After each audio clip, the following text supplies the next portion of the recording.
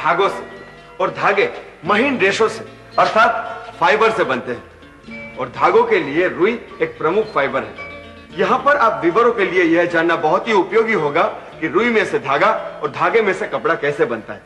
इसीलिए सबसे पहले आइए देखते हैं कि रुई में से धागा कैसे बनता है और इस प्रक्रिया के लिए कौन कौन से मशीनों का उपयोग होता है। जिस विभाग में रुई में से धागा बनता है उसे स्पिनिंग डिपार्टमेंट कहा जाता है। रुई में से धागा बनाने के लिए कई प्रकार की मशीनों का उपयोग होता है, जैसे blowroom, carding, drawing, comber, speed frame, ring frame, TFO आदि। अब हम मिक्सिंग डिपार्टमेंट के बारे में जानेंगे, जहां पर अलग अलग प्रकार की रुई को अलग अलग मात्रा में मिक्स किया जाता है। और इस मिक्सिंग की आवश्यकता के दो प्रमुख कारण हैं।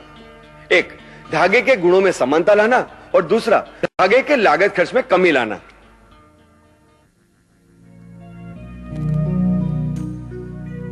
यह ब्लोरूम मशीन है। इसके अंतर्गत 3 प्रकार की प्रक्रियाएं होती हैं। गठान की रुई को खोलकर छोटे छोटे टुकड़े यानी गुच्छे बनाना, रुई में से बिनौले व ट्रैश जैसी खराबियों को दूर करना, साफ एवं खुली हुई रुई को आगे की कार्डिंग मशीन के च्यूट फीड में पाइपलाइन के द्वारा भेजना।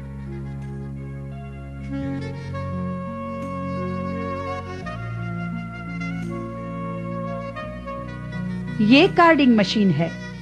ब्लो रूम में से रुई च्यूट फीड के द्वारा कार्डिंग मशीन में आती है। यहाँ पर 3 प्रकार की प्रक्रियाएं होती हैं।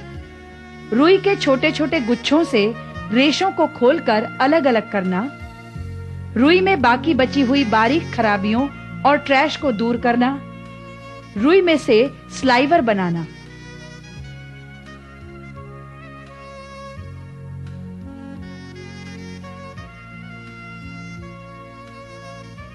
यहाँ पर आप ड्राइंग मशीन देख रहे हैं।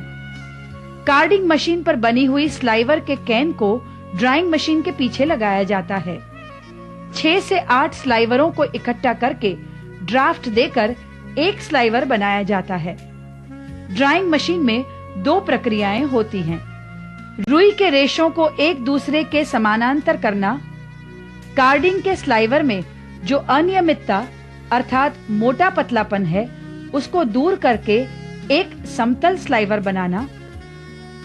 ये प्रक्रिया 2 ड्राइंग मशीनों पर 2 बार की जाती है। इसके फलस्वरूप स्लाइवर के रेशे और अधिक समानांतर होते हैं और स्लाइवर और अधिक इवन या समतल व नियमित बनता है।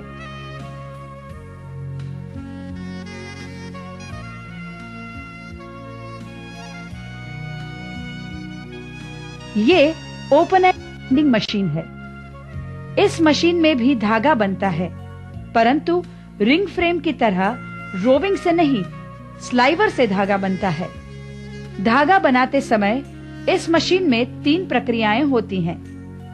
स्लाइवर में से बचा हुआ ट्रैश निकालना, स्लाइवर को अंदर से लेकर 50,000 से 1,00,000 RPM पर घूमते हुए रोटर के अंदर से लेकर उससे धागा बनाना, धागे की खराबियों को निकालकर धागे को कोन या चीज पर लपेटकर उसका बड़ा पैकेज तैयार करना।